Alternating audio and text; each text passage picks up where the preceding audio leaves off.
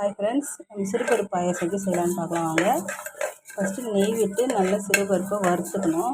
நல்லா வறுத்துட்ட பிறகு ஒரு சொம்பு தண்ணி ஊற்றிக்கணும். கொதி வந்துடுச்சு. இப்போ நம்ம விசில் போட்டு மூடிக்கலாம். ஒரு 4 விசில் வந்த உடனே நம்ம இறக்கிடலாம். ஒரு 3 விசில் வந்துடுச்சு. டம்மை உள்ளே வச்சிடலாம். கொஞ்சம் உள்ளே சிலுக்கட்டும். பருப்பு நல்லா சிலுத்து வந்த உடனே நம்ம ஏர் எடுத்துடலாம். பருப்பு பாயாசத்துக்கான தேவையான பால் கொஞ்சம் காய்ச்சிட்டு இருக்கேன். இந்த சைடில் நல்லா ஆறின பிறகு ஊற்றிக்கலாம். முந்திரி திராட்சையை பொரித்து வச்சுக்கலாம். ப்ரெஷர் எடுத்துடலாம்.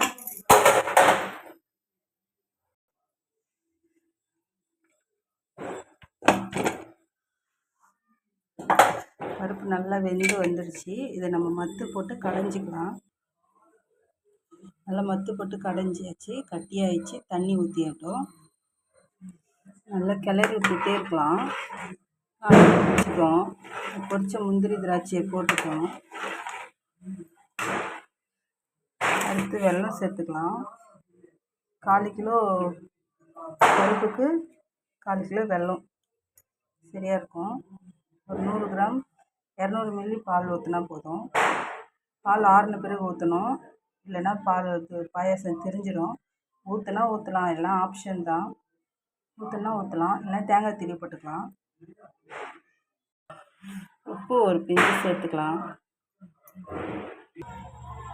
நான் தேங்காய் ஒரு 1/2 மூடி போட்டுக்கிறேன். ஒரு 5 ஏலக்காய் போட்டுக்கிறேன். அதிலே போட்டுக்கிறேன்.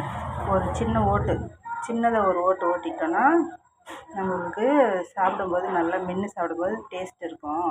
அதுக்கு தான் பாலும் ஆறின பிறகு பாலும் ஊற்றுவேன். நான் 2மே பண்ணுவேன். தேங்காயும் போடுவேன், பாலும் ஊற்றுவேன். அப்போ தான் டேஸ்ட் கிடைக்கும் நம்மளுக்கு. அவ்வளோதான், ஊட்டியாச்சு. இப்போ நம்ம போட்டுடலாம். காப்பி குடிச்சிட்டு போ.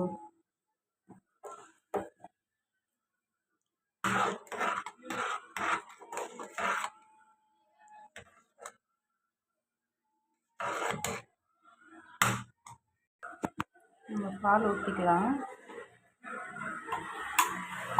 ஒன்றுமே ஆகாது, திரிஞ்சிலாம் போல நல்லா தான் இருக்குது. சூடாக தான் ஊற்றினேன், ஒன்றும் ஆகலை.